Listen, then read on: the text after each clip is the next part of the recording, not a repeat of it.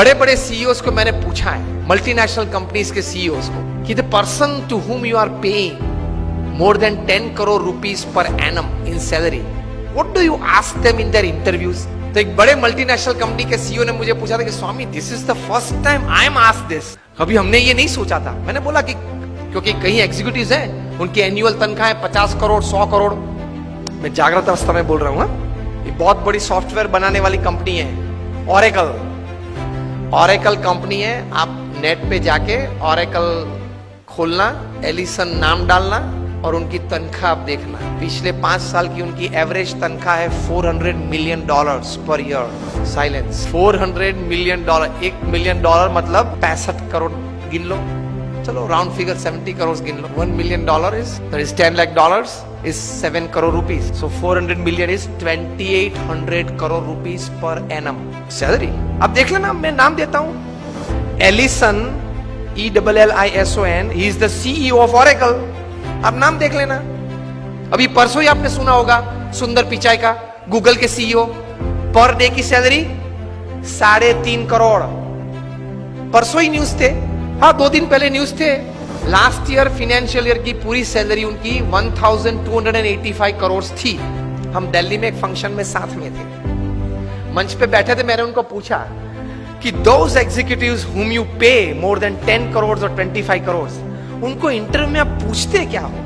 क्योंकि उनके पास डिग्रीज तो एक्स्ट्रा ऑर्डिनरी है। He is a double MBA from LSE और हार्वर्ड। एकेडमिक्स तो पूछना नहीं है। इतनी बड़ी तनख्वाह देते हो तो वो 10-15 साल का अनुभव तो है उसको। 10-15 साल में उसने 50,000 करोड़ 1 लाख करोड़ मैनेज किए हैं, हर साल टर्नओवर किया है। ऐसी कंपनीज में ही बड़ी बड़ी पोजीशंस में वे रहे हैं। तो उनको नेटवर्किंग में पूछना नहीं है, एडमिनिस्ट्रेशन में पूछना नहीं है, HR में पूछना नहीं है, मैनेजमेंट में पूछना नहीं है, ग्रोथ के बारे में आपकी क्या सोच है वो पूछना नहीं है। आप पूछते क्या हो उनको इंटरव्यू? उन्होंने मुझे एक बहुत अच्छी बात बताई कि स्वामी जी, इन कक्षा के लोगों को जिनको हम ये प्रकार की तनख्वाह देते हैं, उनको इंटरव्यू में एक ही प्रश्न पूछते हैं। I was like very surprised. मैंने बोला एक ही प्रश्न पूछते हो? कहाँ?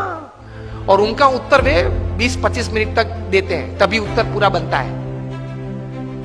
That was more surprising. I said, what do you ask? He said, हम एक ही प्रश्न पूछते और ये पूछते हैं, describe a big failure in your life and how did you handle it.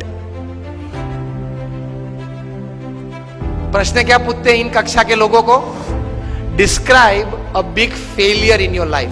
आपके परफॉर्मेंस के बारे में हमें कुछ पूछना नहीं है कि मैं पहली कंपनी में था, वहां 200% सेल बढ़ा दिया, दूसरी कंपनी में था, वहां 500% ग्रोथ कर दिया। वो हमें नहीं सुनना है। वो था आप लोग सब जो यहां बैठे हो, जो इंटरव्यू वाले देने आए हो, जिनको हम ये तनख्वाह देने वाले, सबके पास ऐसी परफॉर्मेंस स्टोरीज है, ये कॉमन है, ये हमको नहीं पूछना है। पूछना क्या है? Describe a big failure of your life and how did you handle it. Simple. Performance से आपका कैलिबर का टेस्टिंग नहीं होता। वो तो किसी को भी चांस मिल जाता है, प्लेटफॉर्म मिल जाता है तो कूद लेता है। How did you handle failure? How did you handle a setback? How did you handle a fall in your life? That is important. क्योंकि अब रूटीन में जब हमारी अगर हमने आपको हायर कर लिया, रूटीन में हमारी कंपनी चलती होगी, तो आप तो अच्छा परफॉर्मेंस दिखाई नहीं वाले हो। लेकिन कंपनी में अगर बड़ी आफत आ गई तो आप क्या करोगे वो बताओ। बाकी तो आपकी जगह और कोई भी ये कंपनी चला लेगा।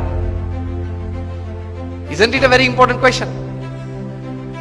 उसमें वो मल्टीनेशनल कंपनी के सीईओ ने मुझे बताया कि स्वामी, इसके उत्तर में उसको 20-25 मिनट हम देते हैं और उसमें भी हम ये जांच करते हैं कि किस प्रकार के विचार और प्रैक्टिसेस उसने अप्लाई किए, वो साइड में रखते हैं। किस प्रकार के एटीट्यूड्स उसने उस वक्त रखे, उस पे हम गौर रखते हैं। What we see in his answer is not what he thought during failure, not practicals what he applied to come out of that failure. What we see is what type of attitude he kept when he was a failure, when he met failure in his life. तो महान लोग ये परिस्थिति में इस प्रकार के attitude रखते हैं। तो इसमें ये बात आती है गम खाने की। ये बहुत बड़ा विचार जो प्रमुख स्वामी महाराज ने दिए, उसमें कई प्रकार के ऐसे अर्थ आ जाते हैं। That is the greatness of life. How do you handle failures? Failure handle में सिर्फ आपका एटीट्यूड, एक ही शस्त्र आपके पास रहता है। हां, ऐसी परिस्थितियां जीवन में आएगी जब आपके मोबाइल नंबर में 400 फोन होंगे, किसको फोन करूं, वो तकलीफ में आ जाएंगे आप। Even if you are the Sahara of thousands of homes, when you are lying बेसहारा in Tihar for 4 years, किसको फोन करूं?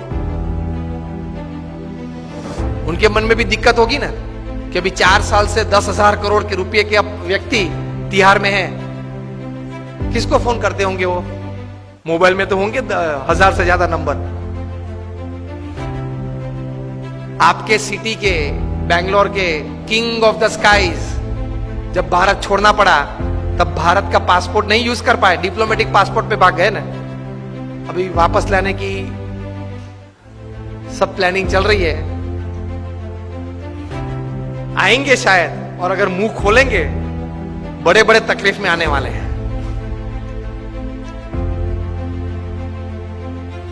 तो फेलियर्स जब आते हैं तब एटीट्यूड्स किस प्रकार का रखते हैं, that is very important in life. Blame game चालू हो जाती है। तो ये व्यक्तिगत जीवन में है। तीसरा एक बात कार्य दृष्टि से, कि कर्म करना हमारा अधिकार है, फल पे हमारा अधिकार नहीं है। If there are 100 things which are in your control that you can effect the end result, there are 1000 factors which are not in your control which can negatively effect the end result. Yes और no? आपने बड़ा अच्छा धंधा चालू कर दिया, लेकिन government की पॉलिसी बदल गई तो? आपने स्टैंड का धंधा चालू कर दिया और गवर्नमेंट ने कैप रख दी, क्या करेंगे? रख दी है, और कहीं कैप्स आने वाली है। मतलब there are thousands of factors which are not in your control which can actually effect the end result.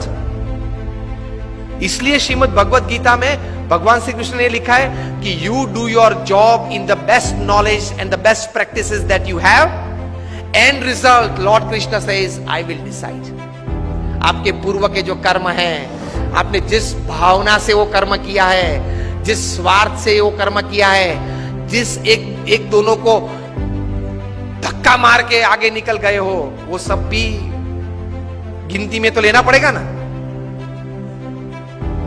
वो सब वो हिसाब से फाइनल रिजल्ट आता है। अगर ये बात को समझ ले तो आप कभी डिप्रेशन में नहीं आओगे, कभी स्लीपिंग पिल की आपको जरूरत नहीं पड़ेगी।